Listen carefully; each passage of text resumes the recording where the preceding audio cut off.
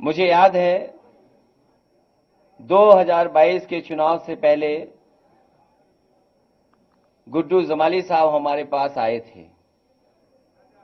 किन्हीं परिस्थितियों किसी कारण हम लोगों का साथ नहीं हो पाया, लेकिन आज जब हम लोग 2024 में भविष्य की लड़ाई लड़ने जा रहे हैं, वो आए नहीं हैं, मैंने उन्हें अपने पास बुलाने का काम किया है। मैं अपनी तरफ से और पार्टी की तरफ से पूरा भरोसा दिलाता हूं, जिस जिम्मेदारी के साथ आप दूसरे दल में थे,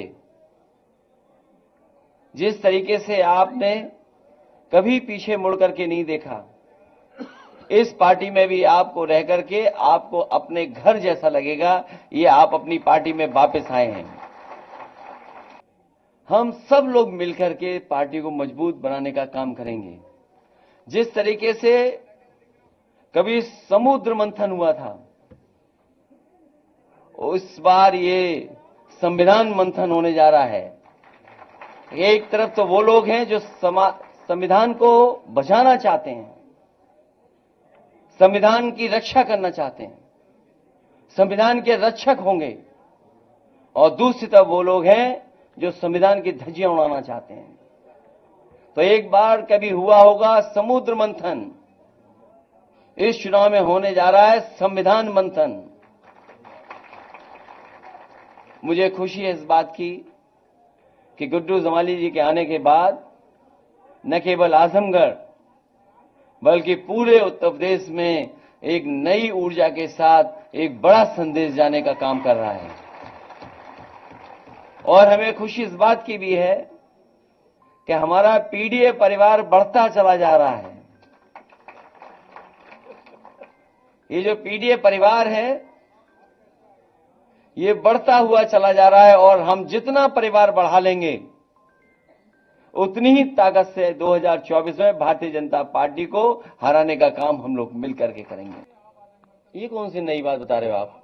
हमारी ही सुन करके बता रहे हो? कोई अपनी बात बताओ। अरे कोई नई बात हो तो बताओ। आपके विधायक जाते हैं और वो आरोप लगा रहे हैं कि आपको खैरो खबर नहीं, इस तरह के आरोप पर क्या कहेंगे? जाने वाले को कोई नहीं रोक सकता, और आपको तो ये सवाल मुझसे नहीं पूछना चाहिए, ये सवाल भारतीय जनता पार्टी से पूछना चाहिए, जो मर्यादा पुरुषोत्तम राम से क्या सीख रहे हैं। उनकी मर्यादा कहां है? आपको मंत्री बनाएंगे, आपको कुछ और बढ़ा दे देंगे। अभी एक पत्रकार साथी कह रहे थे किसी को लोकसभा दे देंगे। तो अभी तो वादे किए हैं, वादे कब पूरे होंगे? और जब वादे पूरे नहीं होंगे तो बीजेपी कैसे रोक पाएगी उन सबको? लेकिन अभी आपने कोई कार्रवाई नहीं की है, अभी तो वो सभा के जो नियम है उसके तहत कार्रवाई होगी।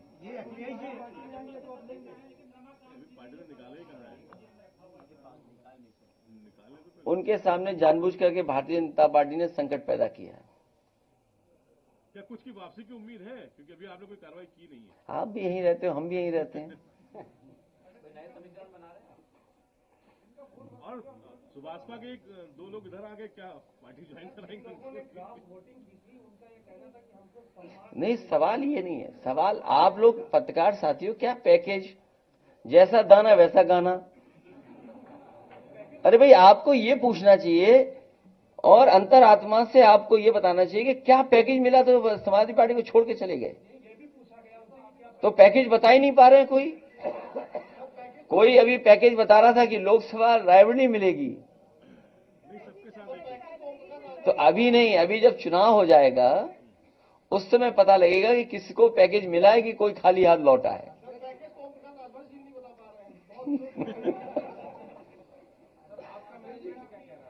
हमारा मैनेजमेंट नहीं। अब स्वार्थ, किस पे स्वार्थ नहीं छिपा? लालच, लोभ, सरकार का दबाव कितना है सोचिए आप। मैंने आपसे क्या कहा? जिस समय सुल्तानपुर में एक डॉक्टर की हत्या हुई, उस समय सरकार के बारे में क्या कहा गया? गोरखपुर में एक इनकाउंटर हुआ, उस समय सरकार के बारे में क्या बोला जा रहा था? एक मां बेटी जिंदा जला दी गई, मां बेटी को जिंदा जला दिया गया बुलडोजर चला करके। तब इनकी अंतरात्मा कहां थी? तब अंतरात्मा हमारे साथ थी। ये मैनेजमेंट नहीं, मैनेजमेंट से ऊपर वाला काम हुआ है।